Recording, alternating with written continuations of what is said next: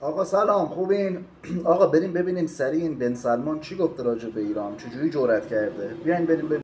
خب این آقای بن سلمانه که معتقد در آخرین گفتگوش ورزشگاه‌های ایران مثل کشورهای جنگ زده میمونه و باز هم خودش اعلام کرده که اولین ورزشگاه بین‌المللی خاورمیانه رو ایران ساخته که این ورزشگاه میشه و گفته که لیگ نخبگان لیگیه که از کل دنیا بازدید زیادی داره و کیفیت تصویر و کیفیت فوتبال در این لیگ خیلی تاثیر داره و در اومده گفته که ما خودمون قبل از شروع لیگ نخبگان میخوایم برای ایران یه ورزشگاه بسازیم.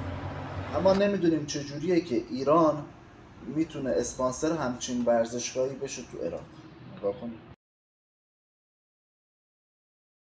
حالا شما بگین، پارسال رونالدو اومد چمن نداشتیم، امسال رونالدو داره میاد ورزشگاه نداریم.